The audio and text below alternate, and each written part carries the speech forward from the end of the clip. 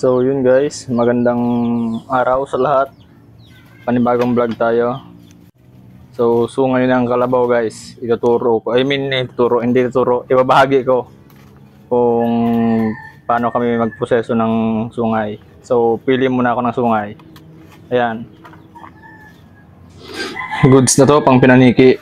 So unang hakbang guys, estimate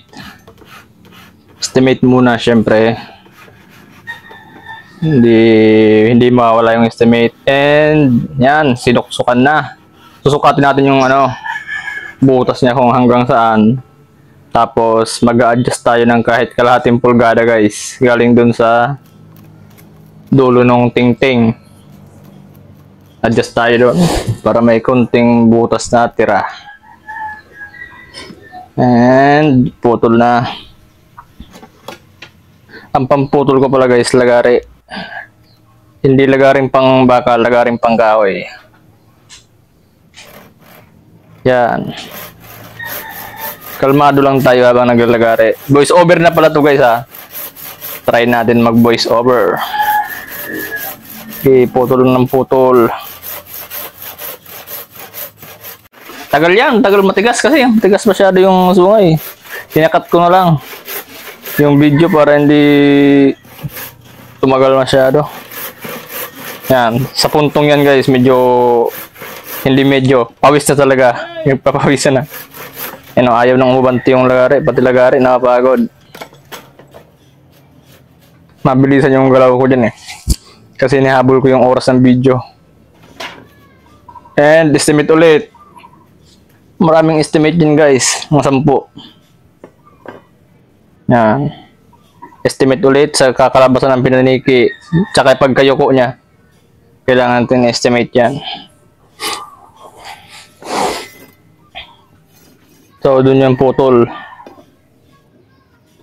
Pero pwede pa magbago yan, depende sa estimate natin or sa kakalabasan ng sungay. So, yan. Tanggalan natin ng mga panggilid.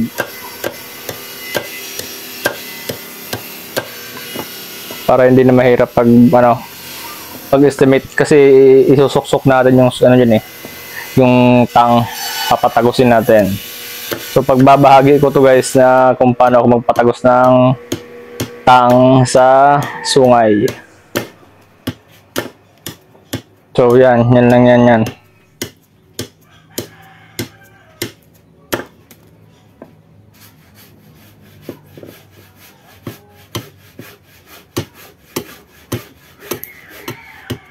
Kailangan na kasing i-forma ng konti yung sungay para pagpatagos hindi magkamali sa maging forma. Kasi pag hindi binawasan, pwedeng umiba ng direction. Nangyari yan sa akin dati, yung magkamali.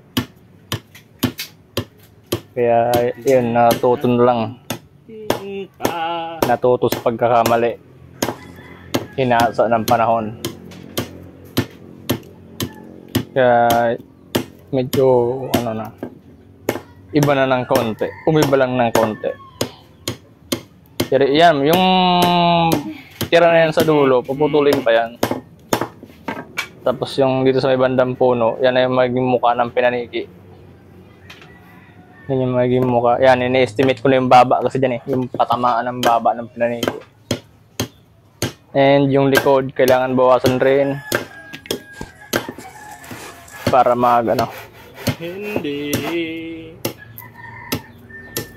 mag-straight ng medyo straight yung likod. Yan, estimate ulit. Tamang estimate yan guys. Sipat pilates kumbaga.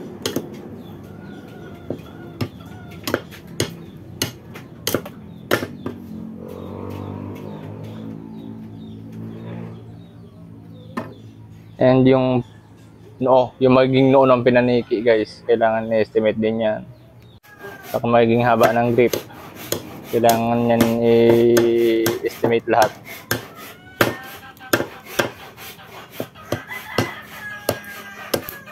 yung magiging tenga.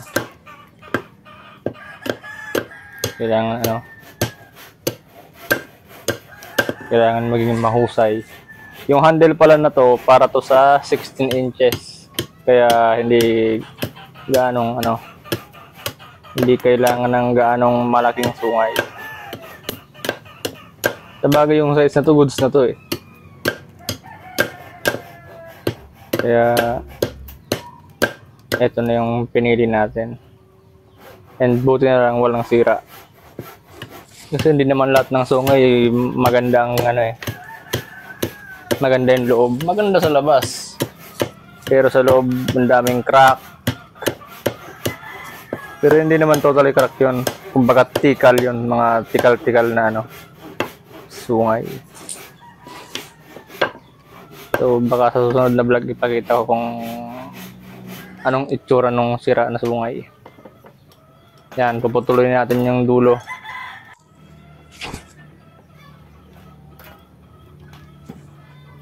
Lagari ulit. Yan, dyan din ako nag-cut. Mabilis lang yun eh. Malambot kasi yung dulo kaysa sa puno.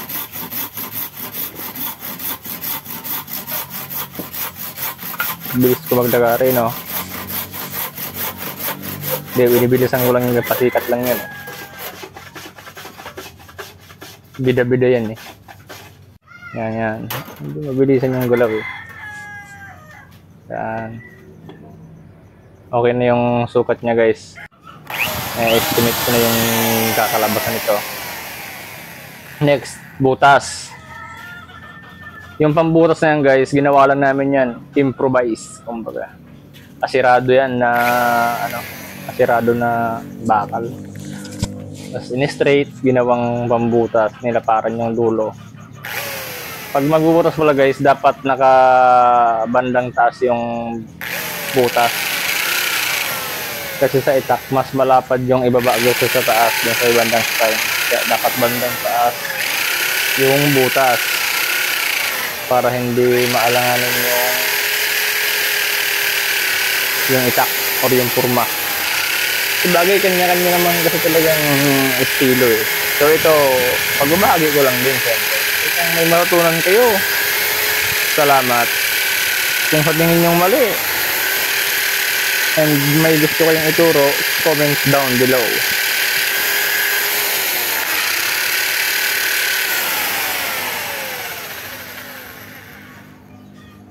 Nakakangalay yun guys, nakakangalay magbutas ng sungay. Medyo matagal din. And ingat, dapat ingat talaga. Sobra, kasi yung minsan yung sungay sumasama yung sa barena pag umiikot. And estimate natin yung hangganan ng butas guys. Kasi kailangan tagos yan. Tagusan yan. Kasi kung nagbabagang tang lang yung isosopok natin dyan, wala. Ano nangyayari?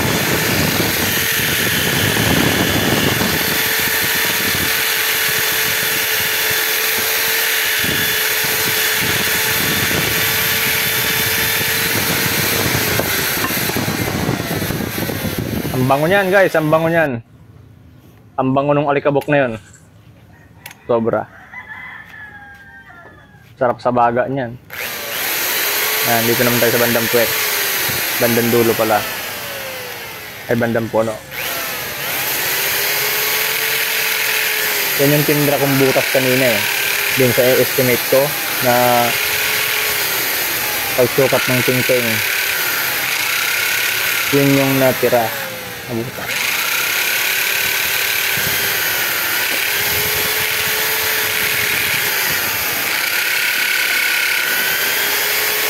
Hindi ko na-estimate yung yung video kasi hindi ko na-estimate kung tumatama pa o hindi na. Focus na ako sa ginagawa eh. Yan, paulit-ulit na akong paglakat dyan. Pantay natin may tumagos. Pag may naghulog na dun sa dulo, dun sa bandang baba, pag mayroon nung naghulog, agos na yan guys. Hindi pa tagos. Yan, sinat ko na yung pero yan, butas na yan guys, malagukudog niya. Nalikabok din sa kabila. And ihipan, yan, meron na. Butas na yan guys. Yun o, okay na daw, okay na. No, binagsak lang oh. Yan. Estimate ulit. Daming estimate yan guys, estimate ng estimate. Para makuha. Bakit naglalag yung video ko? Naglalag ka. And padingas na tayo. Kailangan magpadingas. May pili na halo yan guys. May piling halo yung panggatong ko tsaka uling na bao. And kailangan durog. So yan, antay-antay na lang tayong tumakas yung apoy para bagahin yung tang.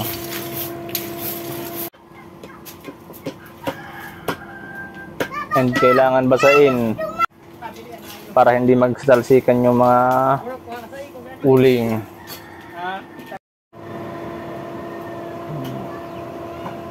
Yan. Pero yung ilalim yan guys, ano na, malakas yung apoy. Yung ibabaw lang. Kasi binabasa ko yung ibabaw. Yan. Nagpaparamdam na yung usok guys. So buti walang sinampay yung kapitbahay. Yan, ini-estimate ko ulit yan eh. Kung maganda yung ano, kung anong magandang pagkayuko. And ilagay natin yung itak. Kailangan ng bagahin yung tang. May paikot-ikot pa oh. Minsan din talaga nakakapagod din maging seryoso lagi eh. Kailangan din magbaliw-baliwan talaga eh. Yung short ko kasi guys, walang sinturon yan, kaya ano, kailangan itaas-taas. Yung unang pukpok ko pala, hindi ko na play yung video, hindi ko tuloy na ipakita yung pagpayuko ko nung ano, tang. Yung pagpahaba. Yung pinapukpok ko yan guys, ano yan, yung mga bukol-bukol sa tang. Kasi kailangan makapal yung ano, tang. Estimate ulit. Ulit yan, estimate. Yan, umaapoy na guys yung ano. Malakas yung apoy niyan. Minsan, ano, kaya kailangan takloban ng takloban. Yan o. Yung mga tumatalsik na yan na ano, mga baga-baga na maliit. Sarap sa mata niyan. Sarap tumama sa balat niyan. Yun o. Unang tusok.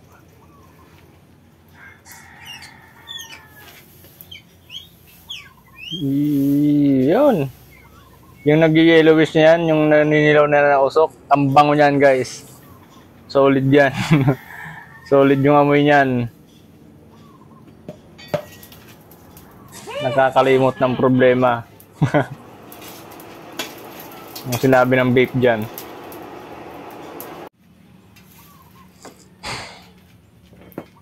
And ito na.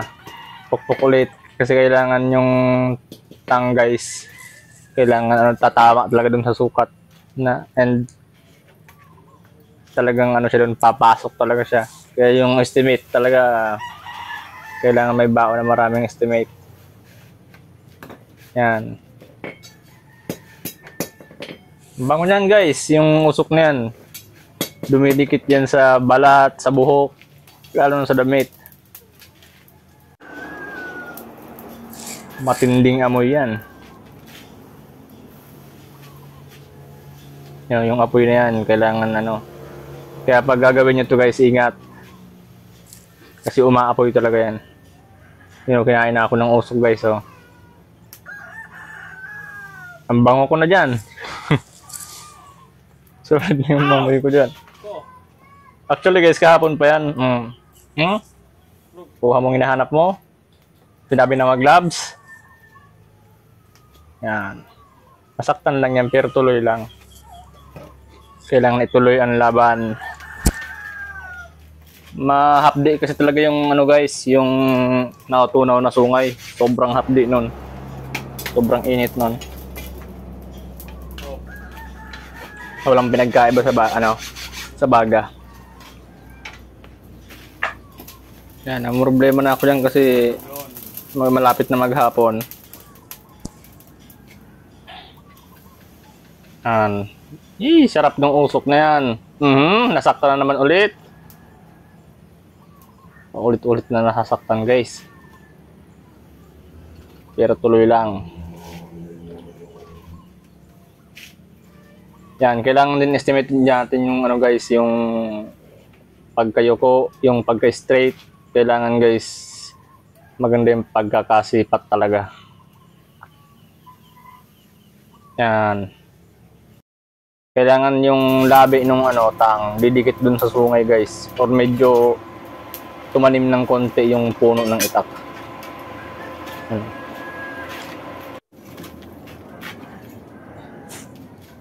Ito na yung pagpapaano ko, pagpapatanim ng konti. Sarap ng usok. Yan o. Okay na yung pagkayo ko. Kasi yung sungay guys, babawasan pa naman yan. Amoy daw ni. Yan, pag straight okay na. Nainitan. Nasaktan na, nainitan pa. Yan, yan na sada. Pero mainit pa yan. Yan, talaga mainit pa. Nawakan eh. And kailangan natin yan guys, buwagin. Yung apoy na yan. Para hindi basunog yung panday natin. Kailangan din nating ng tubig. Basahin ng tubig para yung mga baga hindi kakalat.